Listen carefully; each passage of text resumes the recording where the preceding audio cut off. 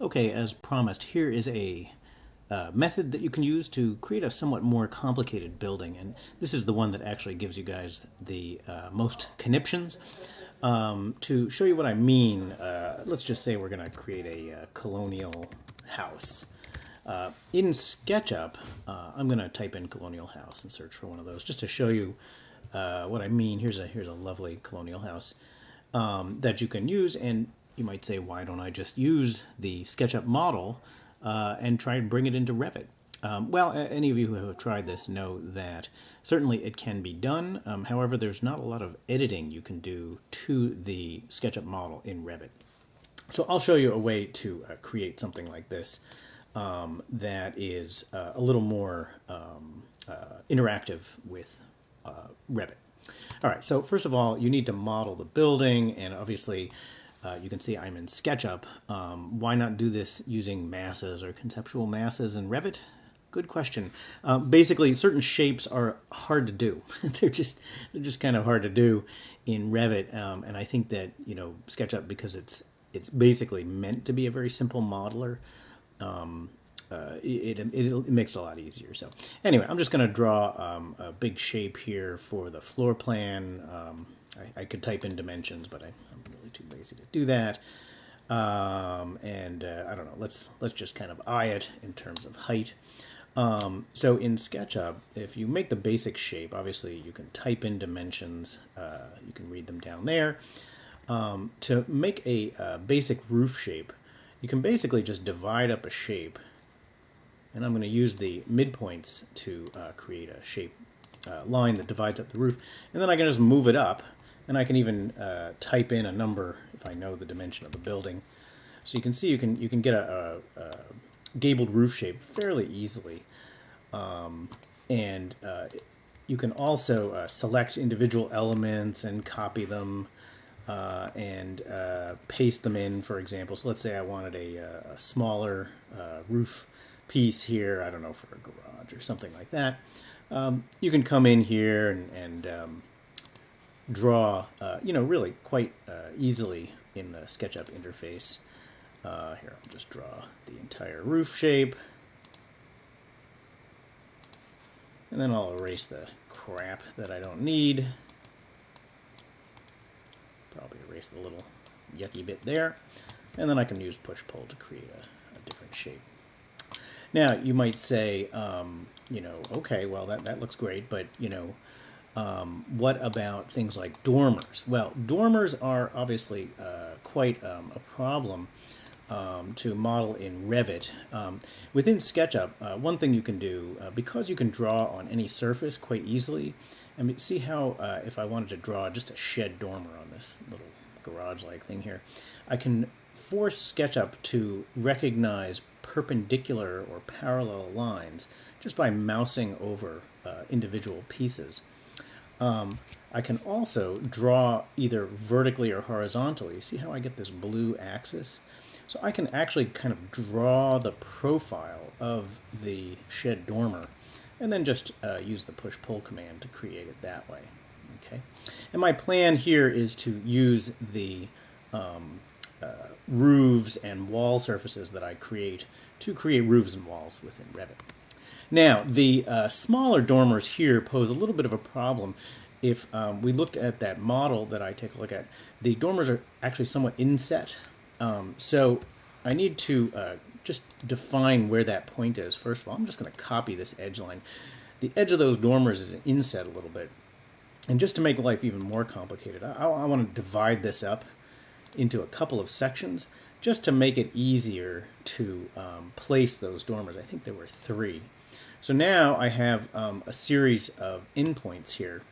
And I could easily force SketchUp to draw vertically or horizontally just using the arrow keys on my keyboard.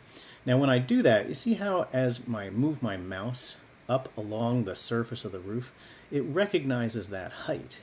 And now I can draw perfectly over to the roof and quickly create the profile that I want for that dormer. And again, I'll push-pull it out, maybe 2 feet or so. And of course, I want it to be symmetrical, so I'll just double-click on that. So that's a shed, or it's actually just a flat roof dormer. We want it to be a gabled dormer. And these are, of course, quite difficult to do. And if you've ever tried to do one in Revit, you know that it's quite challenging. Well, first of all, we can define the ridge pretty easily. We can also define a line that represents the edge of the dormer. And like I did before, I can use the axes to draw from one side to the other in order to create the shape of the dormer.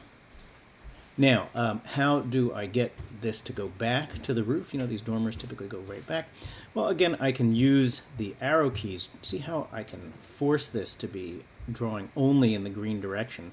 And then it's just a matter of clicking on the roof, and it recognizes that plane. Now, you might say, what does that even look like? What have I done? Well, I've created this funny little shape here, and all I need to do to complete it is draw this piece in. Now, there is no mirror command in SketchUp, so I will need to come in and draw the other side.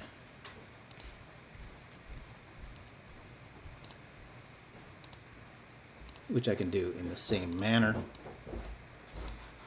And there we go, my lovely dormer. Really, that's all I need for this building, because all I need is the shell in Revit. Now I can copy this guy using the move copy command, and I can type in ×2 to make 2 copies. All right, and there you go, a building with lovely dormers. Now there is no mirror command in SketchUp, so if you wanted to put these on the other side of the building, you'd have to use something like the rotate command. All right, now we've completed this model. Let's save it.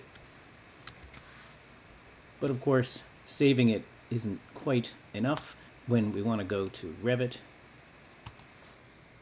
What we need to do here is actually export this file to an Autocad format, export a 3D model. And obviously you'll want to save it somewhere. I'm just going to put it on the desktop for now. And I'll call it House with Dormers. .dwg. Make sure that you choose an older AutoCAD format, by the way, just to be sure. Anyway, I'll click Export.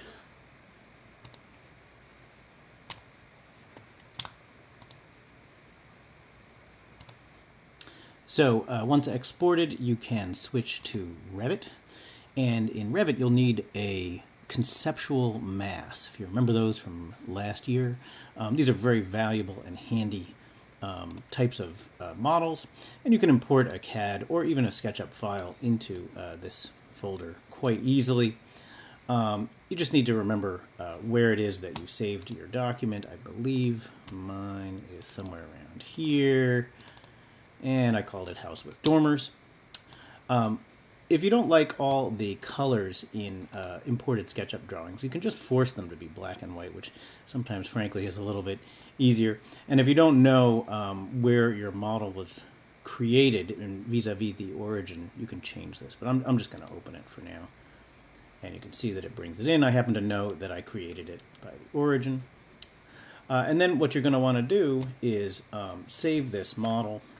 Just Control S to save. I'm just going to click Save in that same location. Of course, you do want to remember where it is, which I rarely do, and load it into a blank file. And like any time that you load something into Revit, it comes as a full-blown 3D model. And now it's just a matter of creating a model elements based on what we did before with the simple building, which is to say you can use mass floors. I think this is shorter, so I'll just create 2. It doesn't always work with a SketchUp-based model. I believe this one didn't work. Let's take a look here. Wireframe. No, I'm afraid it didn't work. I'll go back to shaded. And but you can absolutely create other elements. And if you go to the massing and site ribbon, you can create things like the walls. And of course these walls are going to be red, just like the ones that we saw before. I'll just create a few of these guys just to show you what it looks like. even these little dormers can be created. And note that you can use the placement of the wall either on the exterior or interior finish, so it depends how you've created your model. Let me just delete, oops, just created a wall on the roof, kind of silly. So you can see that it created a couple of very basic walls.